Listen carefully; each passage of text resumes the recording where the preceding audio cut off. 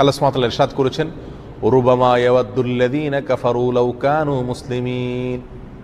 অর্থাৎ কাফেররা একটা সময় খুব আকাঙ্ক্ষা প্রকাশ করবে, আক্ষেপ করবে, হায় যদি তারা মুসলিম হতো। কখন এই আক্ষেপটা করবে কাফেররা? দুনিয়াতে তো আক্ষেপ করলে তো মুসলমানই হয়ে যেত, তাহলে আক্ষেপটা কখন করবে? রাইসুল মুফাসসিরিন আব্দুল্লাহ ইবনে আব্বাস রাদিয়াল্লাহু তাআলা আনহু তিনি সহ আরও বেশ অনেক মুফাসসিরদের মতে এখানে উদ্দেশ্য হলো জাহান্নামে নিক্ষেপ করার পর আক্ষেপ করে জাহান্নামীরা এই কথা বলবেন। জাহান্নামীদের মধ্যে দুই ধরনের লোক থাকবে, এক তো হলো অমুসলিম কাফেররা, আর দ্বিতীয়ত হলো মুসলমানদের মধ্যে যারা পাপিষ্ঠ এবং তাদের পাপ বা গুনাহের পরে তারা তওবা করেননি অথবা তাদের তওবা কবুল হয়নি, এরকম লোকেরা জাহান্নামে যাবেন। তাহলে এই দুই শ্রেণীর লোকেরা যখন জাহান্নামে থাকবে, তখন এই উভয় শ্রেণী জাহান্নামীদের মধ্যে কনভারসেশন হবে, কথোপকথন হবে। অমুসলিম জাহান্নামী মুসলিম জাহান্নামীকে বলবে যে তোমরা তো তাওহীদবাদী ছিলা, মুসলমান ছিলা, তো তোমরাও জাহান্নামে। আমরা তো আল্লাহকে বিশ্বাস করি নাই, আমরাও জাহান্নামে, তো লাভ হইল কি?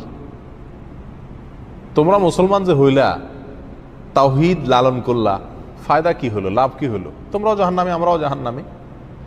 তখন কাফেররা এই কথা বলার পরে আল্লাহ সুবহানাহু ওয়া তাআলার রহমত এবং দয়া উদ্রেক হবে মুসলমানদের প্রতি, আর কাফেরের উক্তির কারণে আল্লাহ সুবহানাহু ওয়া তাআলা রাগান্বিত হবেন যে আমার তাওহীদবাদী বান্দা তাওহীদে বিশ্বাস করত কিন্তু তার ভুলের কারণে সে জাহান্নামে আসছে, এই জন্য তাকে আজ ছোট করছে কাফিরে। তখন আল্লাহ সুবহানাহু ওয়া তাআলা ওই মুসলমানকে, যে ব্যক্তি আগুনে পুড়ছে, জাহান্নামে পুড়ছে, শাস্তি ভোগ করছে, শুধুমাত্র কাফেরের এই উক্তির কারণে আল্লাহ তাআলা তাকে মাফ করে দিবেন।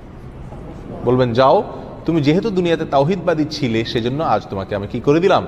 ক্ষমা করে দিলাম।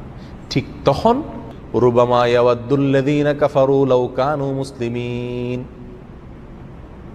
কাফেররা সেদিন আক্ষেপ করে বলবে, হায় যদি তারা মুসলমান হতো, তাহলে তারাও এখন সাধারণ ক্ষমার আওতায় পড়ে বের হয়ে যেতে পারত।